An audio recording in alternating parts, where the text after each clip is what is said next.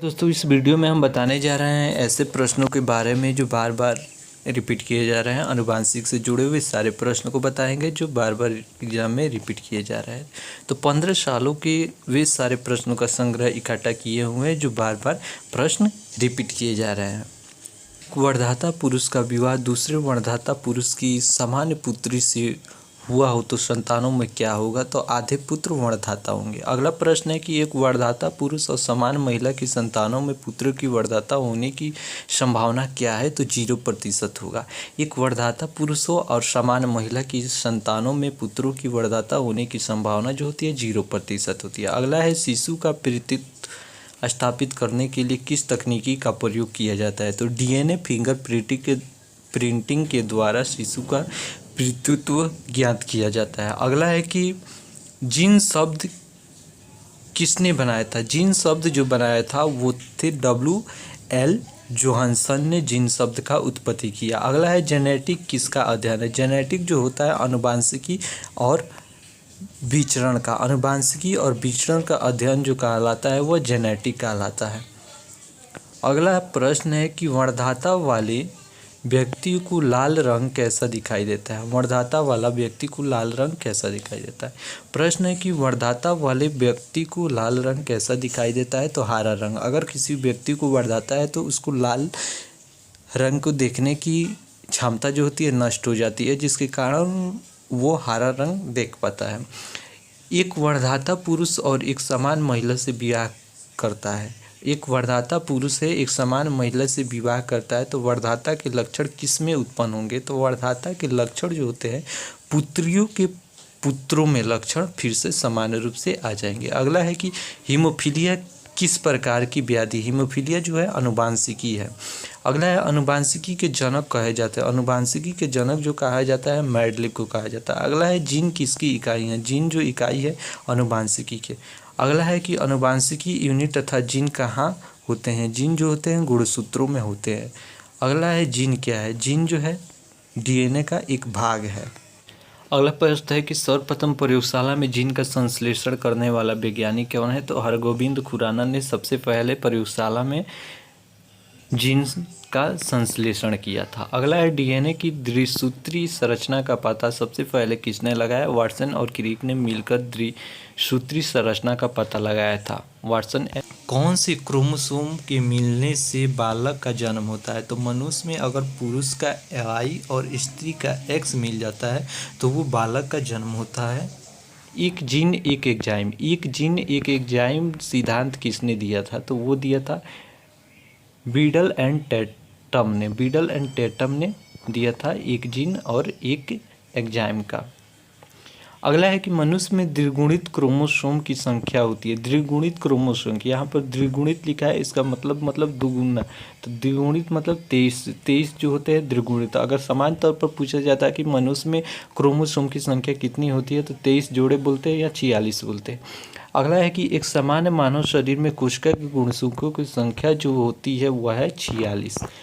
अगला प्रश्न है मनुष्य में नर का कौन सा गुणसूत्र समीक्षण क्या कहलाता है? तो X और Y। मनुष्य में नर का गुणसूत्र समीक्षण जो कहलाता है X और Y कहलाता है।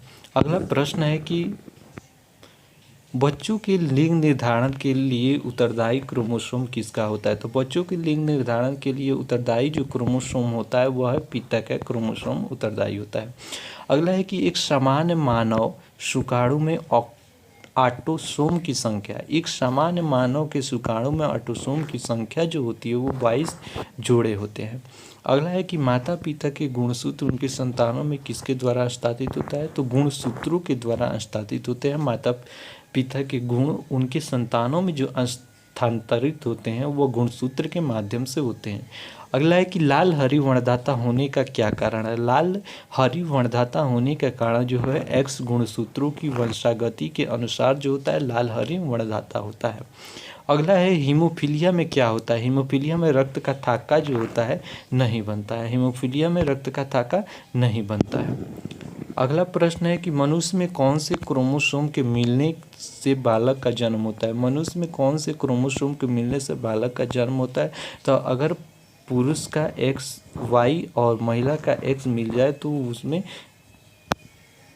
बालक का जन्म होता है। गुणसूत्र में क्या होता है? तो गुणसूत्र में डीएनए और प्रोटीन जो होते हैं दोनों होते हैं, डीएनए और प्रोटीन। अगला है कि सन 1959 में कृत्रिम रूप से डीएनए को संश्लेषित करते हेतु नोबेल पुरस्कार किसे का मिला? तो उसको कार्नवर्ग को नोबेल पुरस्कार मिला था 1959 में। उन्होंने सबसे पहले कृत्रिम रूप से डीएनए का वंशांगति के अध्ययन से संबंधित जीव विज्ञान की शाखा जो होती है वह है अनुवांशिकी। अगला है कि अनुवांशिकी का पिता कहा जाता है। तो अनुवांशिकी का पिता जो मेंडल को कहा जाता है अनुवांशिकी का पिता। अगला है कि जीन शब्द का प्रतिपादन किसने किया है? जीन शब्द का प्रतिपादन जो किया था वो जोहानसन ने किया था, जीन शब्द का प्रतिपादन। अगला है वंशागति की इकाई। वंशागति की इकाई क्या है? वंशागति का इकाई जो होता है वह जीन होता है। अगला है कि मेंडल ने किस पौधे पर संकरण का प्रयोग किया था? गार्डन पी पौधे पर उन्होंने संक्रमण का प्रयोग किया था। अगला है प्रश्न की बारबेरा मैक्लिंटॉक किस पौधे पर कार्य करने के लिए प्रसिद्ध है? तो बारबेरा मैक्लिंटॉक जो होता है वह गन्ना मक्का के पौधे के पे प्रसिद्ध है।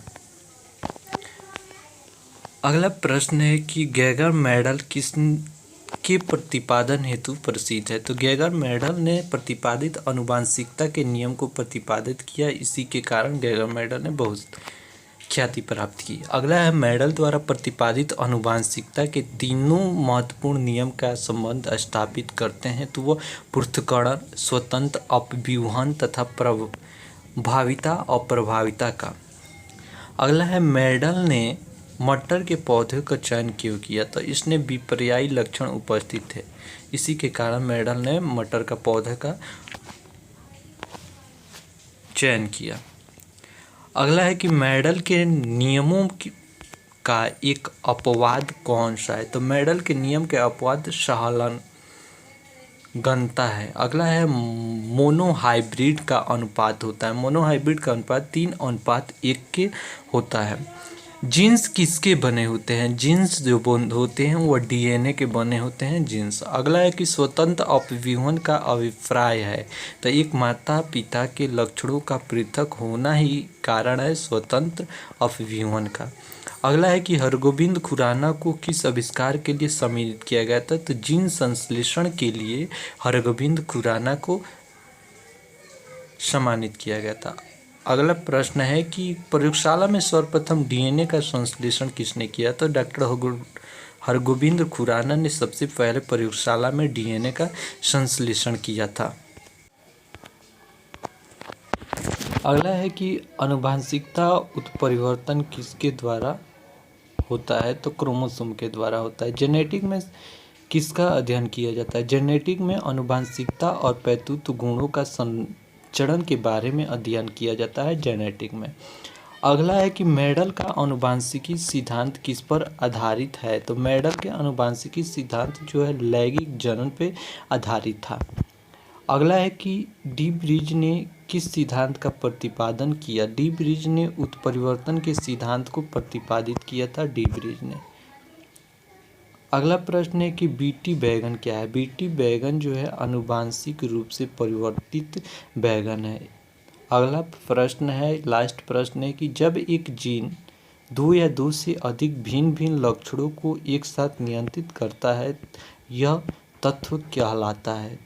बहुप्रभाविता कहलाता है।